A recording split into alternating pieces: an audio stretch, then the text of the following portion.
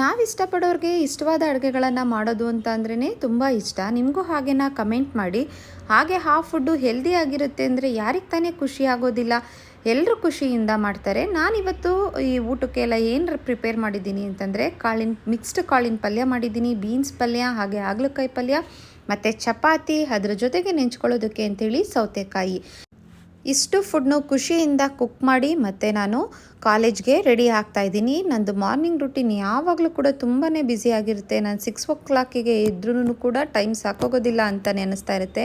ಯಾಕೆ ಅಂದರೆ ನನಗೆ ಒಂದು ಚಿಕ್ಕ ಮಗು ಇದ್ದಾನೆ, 3 years ಮಗು. ಅವನನ್ನು ರೆಡಿ ಮಾಡಿ ಸ್ಕೂಲಿಗೆ ಬಿಡೋದಕ್ಕೆ ಮತ್ತು ಊಟ ಮಾಡಿಸೋದಕ್ಕಂತೂ ಸಾಕಾಗಿ ಹೋಗುತ್ತೆ ಅಂತಲೇ ಹೇಳ್ಬೋದು.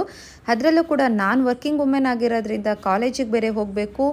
ಅದಕ್ಕೆ ನಾನು ರೆಡಿ ಆಗ್ತಾಯಿದ್ದೀನಿ. ನೋಡಿ ಫ್ರೆಂಡ್ಸ್, ಇವತ್ತು ಸ್ಯಾಫ್ರಾನ್ ಕಲರ್ ಸ್ಯಾರಿ ಹಾಕ್ಕೊಂಡು ಈ ರೀತಿ ರೆಡಿಯಾಗಿದ್ದೀನಿ. ನನ್ನ ಡೈಲಿ ವ್ಲಾಗ್ಸ್ಗಳನ್ನು ಮಾಡ್ತಾ ಇರ್ತೀನಿ. ದಯವಿಟ್ಟು ಯಾರಿಗೆಲ್ಲ ಇಷ್ಟ ಆಗುತ್ತೆ ಅವರು ವಾಚ್ ಮಾಡಿ, ಲೈಕ್ ಮಾಡಿ, ಹಾಗೆ ಕಮೆಂಟ್ ಮಾಡಿ ಮತ್ತು ನಿಮ್ಮ ಫ್ರೆಂಡ್ಸು ಮತ್ತು ಫ್ಯಾಮಿಲೀಸ್ ಜೊತೆಗೆ ಶೇರ್ ಮಾಡಿ ಅಂತ ಕೇಳ್ಕೊಳ್ತಾ thank you for watching. Keep watching my vlogs.